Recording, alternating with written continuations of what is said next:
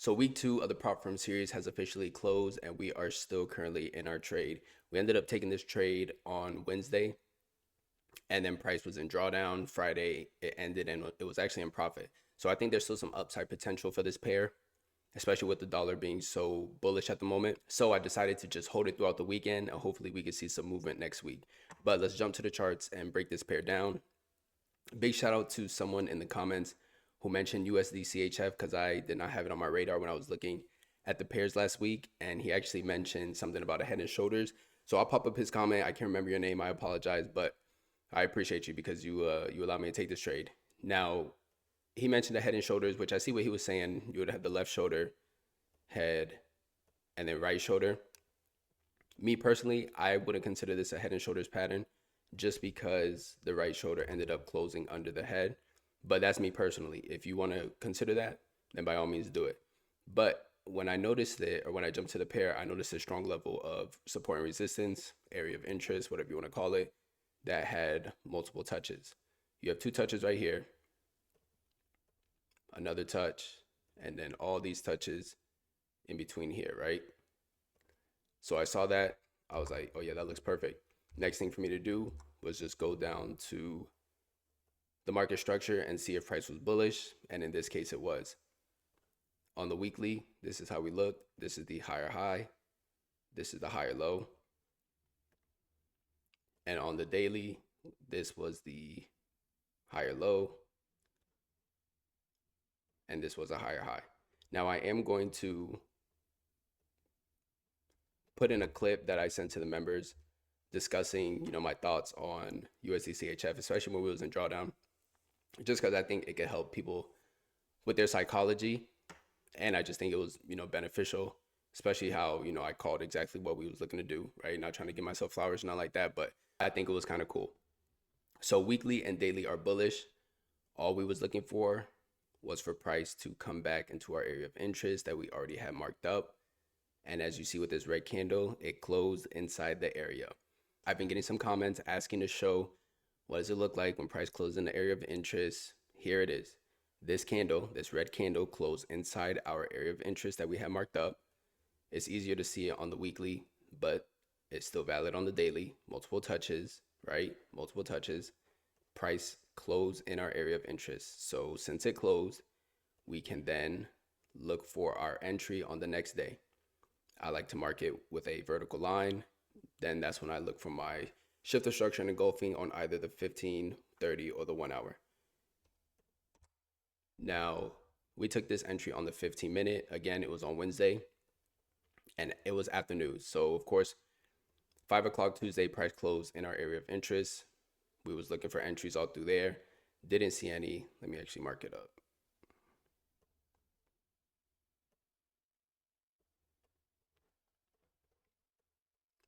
Didn't see any. And then news came out.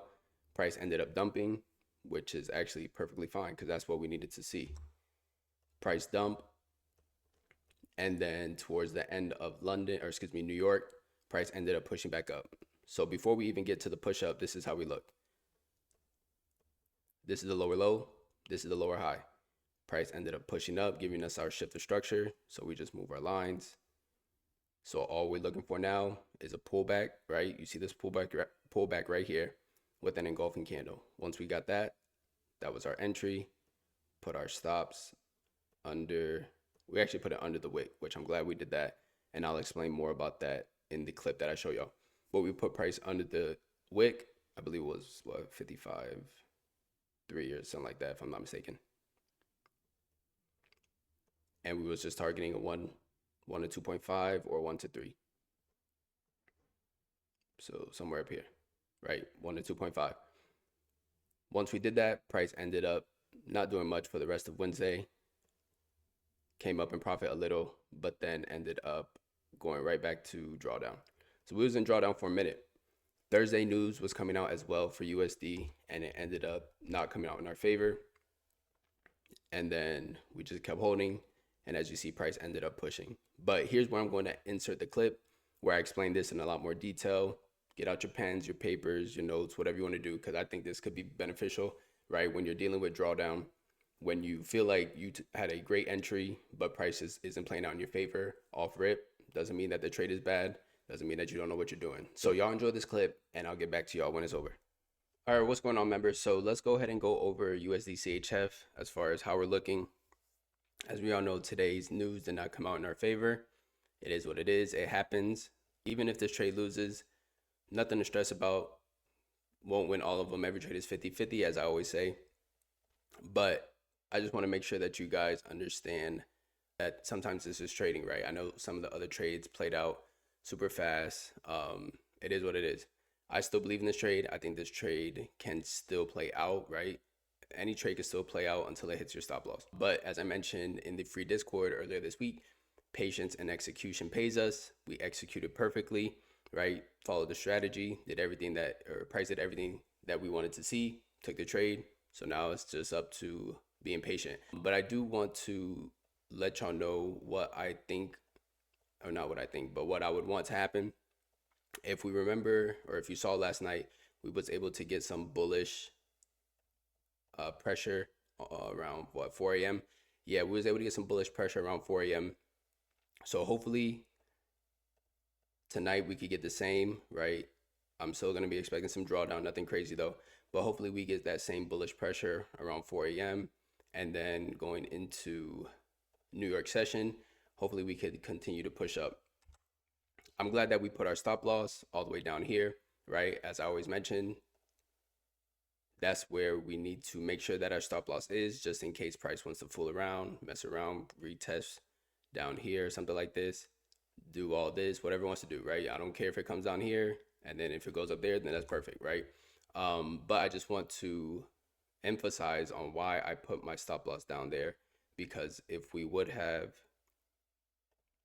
put it, let's say, under the box and then added 5 pips, would have been stopped out, right?